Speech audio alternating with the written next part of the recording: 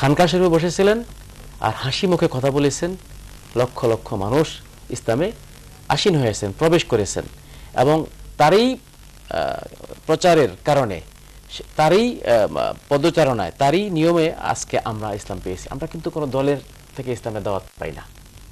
আমার বাবা, আমার দাদা, আমার পূর্বপুরুষ সবাই আউলিয়া কেরামদের হাতেই কিন্তু বায়াত হয়েছেন এবং ইসলামটা তারা এইভাবে পেয়েছেন। আমাদের বিশেষ করে বাংলাদেশে কোন কোন আউলিয়া কেরামের অবদান একেবারে অনস্বীকার্য, তাদের সম্পর্কে একটু আপনি বলুন। বাংলাদেশে ইসলামের ইতিহাস যদি কেউ লিখতে চায়, হযরত শাহজালাল রহমতুল্লাহকে বাদ দিয়ে সেটা কখনো সম্ভব হবে না। তো হযরত শাহজালাল রহমতুল্লাহ আলাইহি, হযরত শাহ পরান ঢাকার মধ্যে, হযরত শাহ আলী বাগদাদি রহমতুল্লাহ আলাইহি, শরফুদ্দিন চিশতি রহমতুল্লাহ আলাইহি, আর চট্টগ্রাম যদি আপনি জানেন, সে হযরত শহর কুতুব হযরত শাহ আমানত রহমতুল্লাহ আলাইহি, মুফতি গরিবুল্লাহ শাহ মোল্লা মিসকিন, শাহ জামাল, শাহ কামাল ইয়াসিন আউলিয়া, মোহসেন আউলিয়া। এই খান জাহান আলীকে তো আপনার বলা হয় যে এই মোনার্ক উইদাউট এ ক্রাউন, একজন মুকুটবিহীন রাজাই বলা হয় খান জাহান আলীকে। উনি শুধু আধ্যাত্মিক লাইনে তিনি পারদর্শী ছিলেন না, ইনি জাগতিক লাইনে উনি এমন কাজ করেছেন যার জন্য ওনাকে বলা হয় এই মোনার্ক উইদাউট এ ক্রাউন, একজন মুকুটবিহীন রাজা। তো মজার ব্যাপার হলো যে এই সমস্ত আউলিয়া ইকরাম অধিকাংশ আপনি যদি দেখেন, কেউ আসছেন ইরাক থেকে, কেউ আসছেন মদিনাতুল মুনাওয়ারা থেকে, কেউ আসছেন বাগদাদ থেকে। তো তারা কেন এসছেন? তারা এখানে ব্যবসা বাণিজ্য করার জন্য আসে নাই, তারা রাজনীতি করার জন্য আসে নাই, তারা ধন সম্পদ অর্জন করার জন্য আসেননি।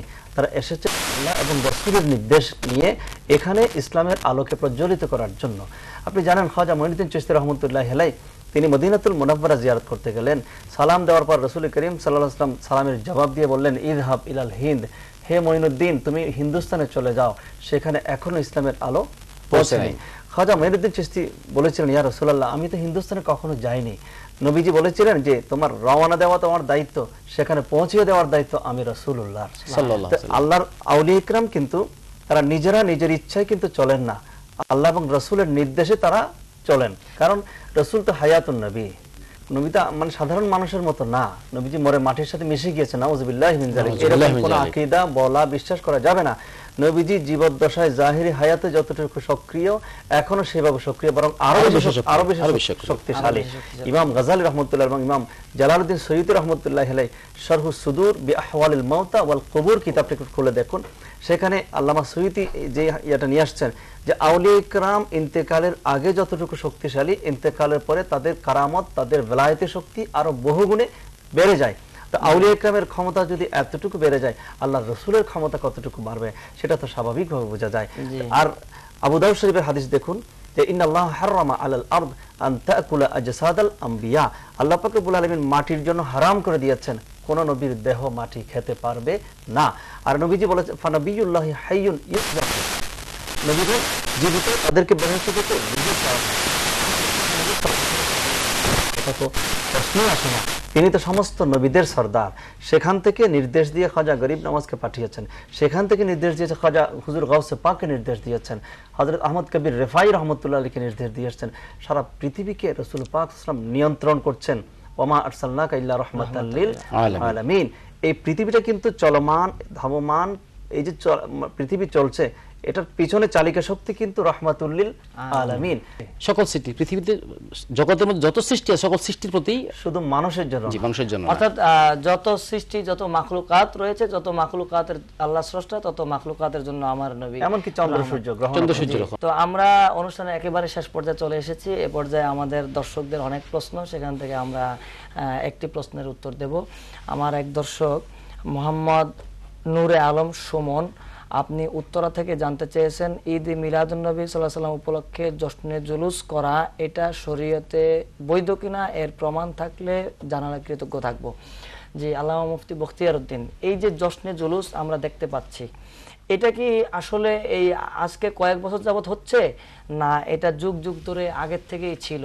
এই বিষয়ে আপনি একটু বলুন। আসলে ব্যাপারটা অনেকে হয়তো জানেন না, যারা জানেন তারা তো জানেনই যে জশ্নে জুলুস সেটা কি। জশ্নে জুলুস হচ্ছে একটা আনন্দ মিছিল। কিসের আনন্দ?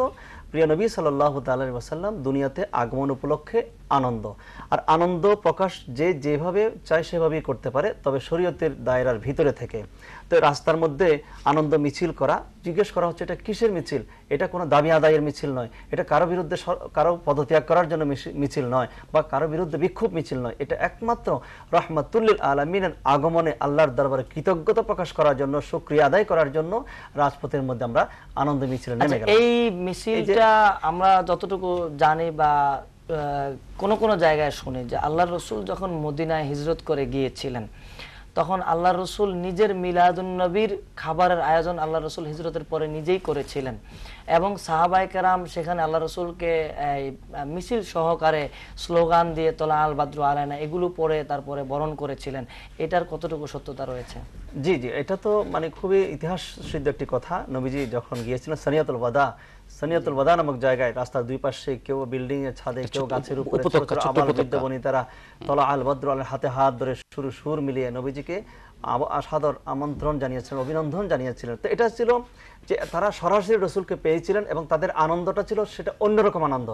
আমরা হয়তো রসুলকে সরাসরি পাচ্ছি না, কিন্তু সেই স্মৃতিটুকু তো অন্তরে মনের আবেগটা তো আমরা ব্যক্ত করতে পারি। আল্লাহ রসুলকে হাজির এবং নাজির মনে করে যদি আমরা এখানে বাংলার জমিনে বসে যদি আমরা করে থাকি, নিঃসন্দেহে সেটা আল্লাহ এবং রাসূলের দরবারে এটা কি শুধু এই বাংলার জমিনে হয়ে থাকে না, সারা বিশ্বে মিশরে হচ্ছে, মিশরে এখন হচ্ছে বা আরো বিভিন্ন কান্ট্রি, বাংলার জমিনে হচ্ছে। আজকে যারা মিলাদুন নবীর জশ্নে জুলুসের বিপক্ষে কথা বলছেন, ওরাও কিন্তু করতেছে।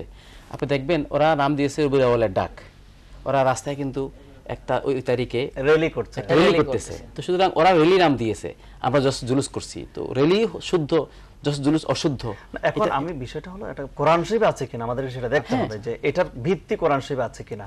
যে দর্শক দেখতে হবে আমাদেরকে, আমরা যে সমস্ত কাজ করছি সরাসরি কোরআন শরীফে কিছু সরাসরি থাকবে, কিছু ইশারা ইঙ্গিতে থাকবে, আমাদেরকে বের করে নিতে হবে। যে ব্যাপারটা হলো আনন্দ, শুকরিয়া আদায় করা। তো শুকরিয়া আদায় করার কথা কোরআনে কারীমে সূরা ইউনূস 58 নম্বর আয়াতে আল্লাহ পাক বলেছেন যে কুল বিফাদলিল্লাহি ওয়া বিরহমাতিহি ফাবিযালিকা ফালইফরাহু হুয়া খায়রুম মিম্মা ইয়াজমাউন। যে আমার কোন নিয়ামত পেয়ে তারা যেন শুকরিয়া আদায় করে, তারা যেন কৃতজ্ঞতা প্রকাশ করে এবং আনন্দ প্রকাশ করে। তো আল্লাহর যত নিয়ামত আছে আপনি বলুন সবচেয়ে বড় নিয়ামত কি, সবচেয়ে বড় রহমত কি? সবাই এক বাক্যে বলবে রাহমাতুল লিল আলামিন। জি, আপনাদের উভয়কে আজকের এই মোহনা টেলিভিশনের সত্যের অন্বেষণ অনুষ্ঠানে সময় দেওয়ার জন্য অসংখ্য ধন্যবাদ। আপনাকেও ধন্যবাদ এবং সেই সাথে মোহনা টেলিভিশন কর্তৃপক্ষকেও ধন্যবাদ একটি সুন্দর মাহে রমজান আয়োজন করার জন্য, এই অনুষ্ঠান করার জন্য। দর্শক, আপনারা দেখছিলেন আমাদের রমজান বিষয়ক অনুষ্ঠান সত্যের অন্বেষা। আমাদেরকে প্রতিদিন এরকম ভাবে আপনারা প্রশ্ন পাঠাতে পারেন। প্রশ্ন পাঠানোর নিয়মাবলী, আপনার মোবাইলের মেসেজ অপশনে গিয়ে টাইপ করুন MPO, একটি স্পেস দিয়ে আপনার প্রশ্ন টাইপ করুন, আরেকটি স্পেস দিয়ে আপনার নাম টাইপ করুন, এরপরে পাঠিয়ে দিন 6969 নম্বরে। আপনি চাইলে আমাদের কাছে চিঠিও লিখতে পারেন। আমাদের কাছে চিঠি লেখার ঠিকানা প্রযোজক সত্যের অন্বেষা, মোহনা টেলিভিশন, মোহনা ভবন, বাড়ি নং 8, রোড নং 4, সেকশন 7, মিরপুর পল্লবী, ঢাকা 1216। আমাদের সঙ্গে এতক্ষণ থাকার জন্য অসংখ্য ধন্যবাদ জানিয়ে আজকের জন্য বিদায় নিচ্ছি। আসসালামু আলাইকুম ওয়া রাহমাতুল্লাহি ওয়া বারাকাতুহু। Oh Allah the Almighty, Allahu Allah, protect me and guide me, Allahu Allah, oh to your love and mercy, Allahu Allah, Ya Allah don't deprive me, Allahu Allah, protect me and guide me, Allahu Allah, oh to your love and mercy.